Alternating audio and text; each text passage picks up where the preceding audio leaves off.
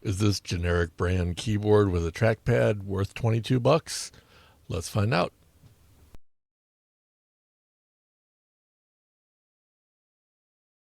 What's up, guys? It's Josh from the WL Tech Blog.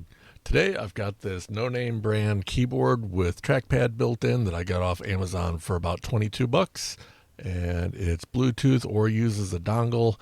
We're going to try both of those things out and see if it's worth the money. Let's get it up on the bench.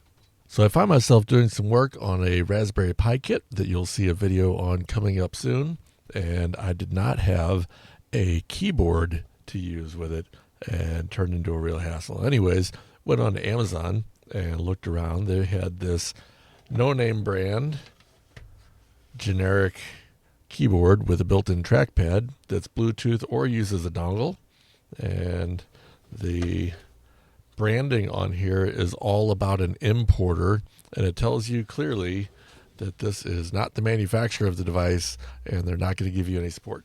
So anyway, what do you want for 22 bucks? Anyway, let's crack it open and see what's inside.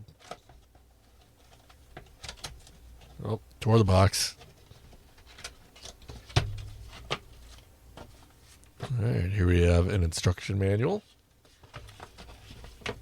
Keyboard itself, rest of the box is empty. I do believe this is batteries not included, and it takes 2 AAAs. Fortunately, something else came with 2 AAAs. Let's unwrap this dude, see what we get. Alright, so size is a little smaller than you'd normally be used to. It's actually a little smaller than the keyboard on my ThinkPad that I'm recording on, but it's not too bad. Trackpad doesn't feel too awful. It's got 2 click buttons, does not have a middle click. Probably you press them both together, we'll find out. It's got a Bluetooth 1 and a Bluetooth 2, so this will bind with multiple devices. And a light for the caps lock. If we flip it over, there's an on-off switch and the battery door.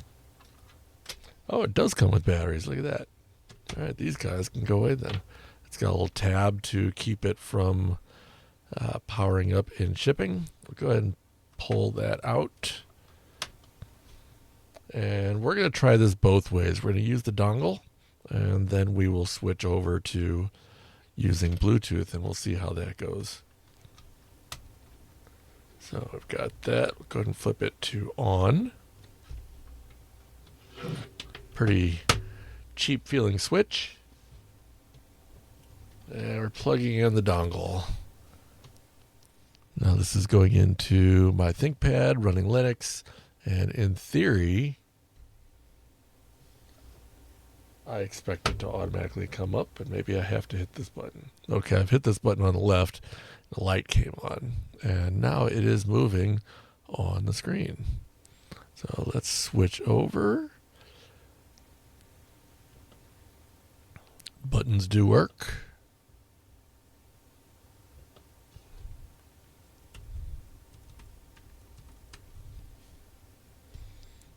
All right, and here we are in Nano on the Linux system. Wow. So immediately the size difference gets me. Oh.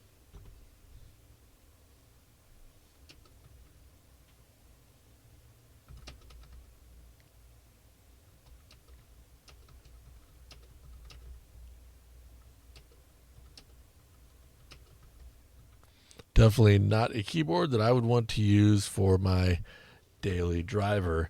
But as I mentioned, this is for doing some Raspberry Pi stuff. My error rate is normally nowhere near that bad.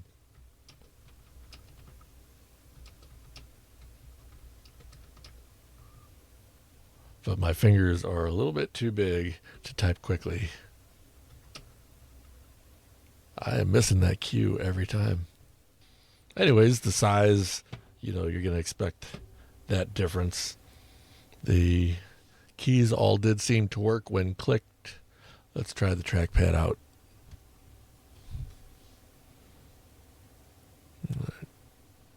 Moving is pretty good. No real issues there. Tapping does work for selecting things. And we've got right click, we've got left click. A double 2-finger tap on the tap pad gives us a right click.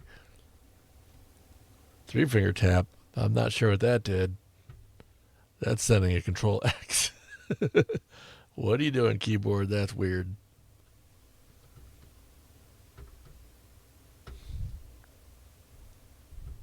That's what it sends when you triple click. All right, well, generally, I would say, other than the key size, this is pretty usable. The key size is definitely going to be keeping it from being a daily driver. So that's the first test. It does work with the dongle. Let's set it up for Bluetooth. All right, now here we are in a fresh install of Raspberry Pi OS on Raspberry Pi 5. Now, we haven't configured this at all, so this is a fresh out-of-the-box experience. All I've done is created my user. Now, according to the instructions, in order to pair the keyboard, you press one of the Bluetooth buttons. Then it says you hold down that Bluetooth button for a few seconds. It says long press, and that's supposed to put it into pairing mode. So I believe I've done that. Let's go ahead and click on Bluetooth here. Add device.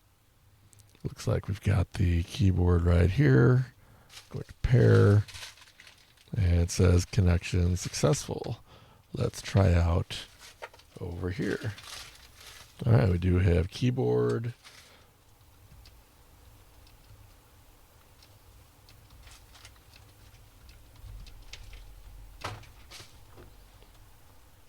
And seems to work just fine, except for the keys being too small, of course.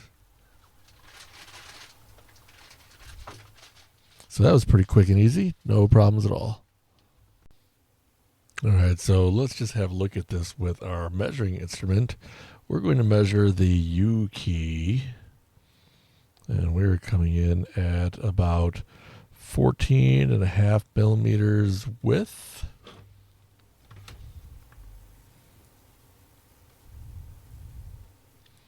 And about 13.5 millimeters height. Now, this really is not much smaller than the keys on my ThinkPad that I use every day. That is just fine, but the spacing is a little bit more narrow, and the key itself is just smaller enough that it's actually quite difficult to be accurate.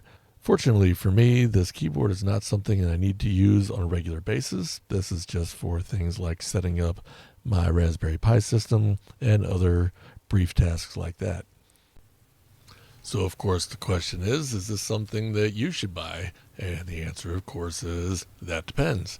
If you have very small fingers, or if you need a keyboard for a child, this will probably be just fine as a daily driver.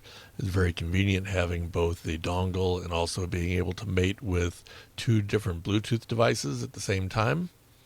I do like that it has an on-off switch. It also claims in the manual that it has built-in power management, so it'll turn off after half an hour of not being touched. The trackpad does seem to work very well. The keyboard itself works very well. It's just the keys are too small for me. On the upside, being a small keyboard, I can stow it away easily, and it won't take up any space when I'm not actually using it, which is going to be most of the time. And now that I have a keyboard that I can use with it, you'll be seeing some stuff on Raspberry Pi 5 coming up real soon now. So as always, if you have any questions or comments on the video, make sure and put them down below. I'll get to them. If you enjoyed this video, make sure and give me a thumbs up. If you like this sort of content, consider subscribing to the channel. You can always find me over on the Hackers Homestead Discord channel. The link for that is also down in the video description, as well as the link to this keyboard if it's something you're interested in.